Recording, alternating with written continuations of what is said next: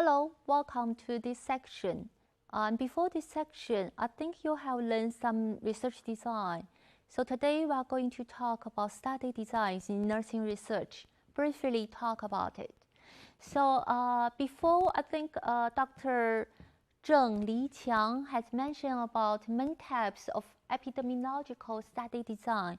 And epidemiological study design has been common in nursing research, been commonly used in nursing research as well. But in nursing research, we do have some our own terms to describe the study design, such as non-experimental study design and experimental and quasi-experimental study design. So non-experimental study design is kind of equal to observational studies in epidemiology.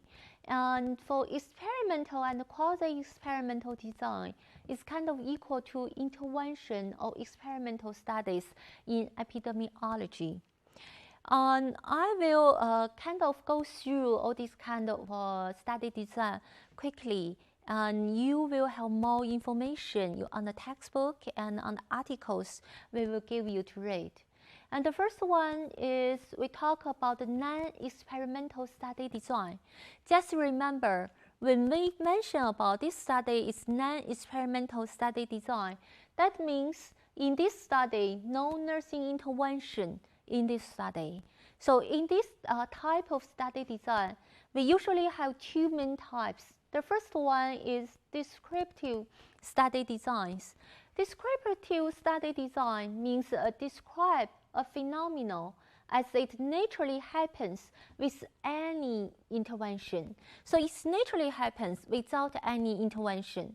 For example, if I want to describe, to explore how about the cognitive function among elderly living in the community? So this kind of study is the descriptive study design, just to describe this phenomenon, the cognitive function. And the second type for the non-experimental study design is the correlational study designs. It describes a relationship, predict a relationship among variables, or test the relationships proposed by a theoretical proposition or model. So under this design, there are several types, 3 types of design. The first one is descriptive correlational design. For example, this is the topic of one study, supporting families in the ICU, and a descriptive correlational study of informational support, anxiety, and satisfaction with care. So the purpose of this study is try to describe these variables and also describe the relationship, the correlation between these variables. So this is the descriptive correlational design. And we also have the predictive correlational design. For example, the title of the article is The Health Literacy and Patient Trust on Glycemic Control in Diabetic Adults. So in this topic, you will see the purpose of this study to see if the health literacy and patient trust can predict the glycemic control among diabetic adults. So this is a predict correlational design. And the third one is the model testing design. It's also included under the correlational study designs.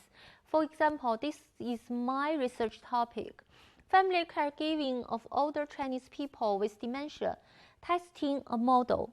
So in this model, remember, I think you have been familiar with this framework I used in my study. So I try to test the relationship between this model, try to test the model if the model can exist. So this table, I think, is really good table. I borrowed from the Dr. Grove, Burns, and Gray, the book published in 2013. It's the 7th edition. And they talk about the 4 major types of design. Actually, the descriptive and correlational design, remember, I included into the non-experimental design. and then the quasi-experimental design. So for the non-descriptive design, the key focus is describe what is.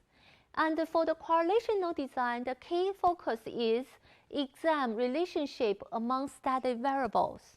And for the quasi-experiment, test causality with suboptimal control. And for the experimental design, the key focus is test causality with optimal control. And remember, Dr. Zheng has mentioned about 3 elements, really important 3 elements in the research design: intervention, randomization, or control. So in this descriptive design, there is no intervention, no randomization, no control. And for the correlational design, the same, no, no, no. And for the quasi-experimental design, they do have the intervention. It must have intervention in the quasi-experimental design. But sometimes randomization may not have, or sometimes control may not have. But for this experimental design, all these 3 elements must be existed. So you do need intervention, and you randomize the samples, and you do have the control group. So that's the experimental design. So these 2 columns I added for this table just make clear how to differentiate the different, design. But under different design, they do have some, different smaller designs. And when you read the textbook, you will know how to, based on your research topic and how you choose the smaller design. But first, you need to understand what the design are in nursing research. That's the 4 main types of design. So now, I'm going to give you an example of quasi-experimental design. I think it's really common in nursing research because we are working for human beings. So when we do the research, we cannot easily randomize our subjects. So my colleague, this is the article, the research job done by my colleague. And Wang and her colleagues assess the effectiveness of medication educational handbook in reducing the medication error among discharged elderly with cardiovascular disease. So I think this phenomenon is really, really common. And for elderly, when they go back home, from the hospital, they discharge from the hospital, and they come back to the hospital very frequently. One reason is they usually have the medication error. So my colleagues think about maybe the medication education is not enough when they discharged. So they design this handbook for this kind of patients. And they design 2 groups. So 2 groups were compared. But so that means they do have the control, right? But these 2 groups were from 2 units, cardiovascular disease unit in the hospital. And these 2 units just were divided into groups. One is experimental group, another one is control group. But this divided means not randomized divided, just naturally divided. And so before discharge, experimental group, the patient from this group, they received the intervention which was taught by nurses using medication education handbook, and they can also get that handbook back to their home.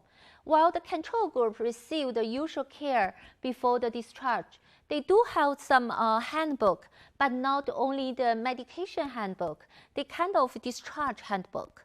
So after that, they mention about the medication errors and also the rehospitalization rate.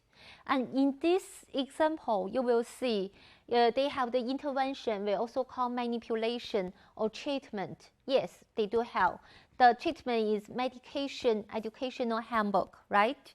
But this group not randomized into 2 groups, and the subjects not randomized into 2 groups as well. The subjects just from each unit. And so, but they do have the control group. That means they can compare with other group, the control group. So in this situation, we call the design is a quasi-experimental design. So this flow chart is really excellent flow chart, I should say, and also from Dr. Burrs and Gray, the book on 2013. And from this flow chart, you ask yourself, is there a treatment? Is there a nursing intervention? If no, you go this way. So you ask yourself, is the primary purpose examination of relationships? If no, it's a descriptive design. But if yes, you ask yourself, will the sample be studied as a single group? If yes, it's a correlational design. But if no, you can come back. And if there is a treatment, you answer yes, then you go this way. So is the treatment tightly controlled by the researcher? Yes, you go this way. No, you go that way. Quasi-experimental study. And if the control is tightly controlled, so you ask yourself, will randomly assigned comparison or control group be used? If yes, so you ask yourself another question, is the original sample randomly selected? So if yes, experimental study. So if no, you go back to quasi-experimental study. So is the original sample randomly selected? If this will randomly assign comparison or control group be used? If the answer no, then you go back to quasi-experimental study. So you will see first, you try to make sure in your study if you have the treatment. If yes, go this quasi or maybe experimental study. If no, you go to the descriptive, research design. Maybe descriptive design or maybe correlational design. So that's kind of a simple way for the new researcher to categorize what's the research design you have. So we talk about some major research design in nursing research. So non-experimental design, quasi-experimental design, and experimental design. Just remember to consider if there is manipulation, randomization, or control. So once again, non-experimental design do not have all these elements. But for quasi-experimental design, experimental design, they do need to have this manipulation. And for the experimental design, they do need to have all these three elements. So that's the summary for today. And see you next time. Thank you.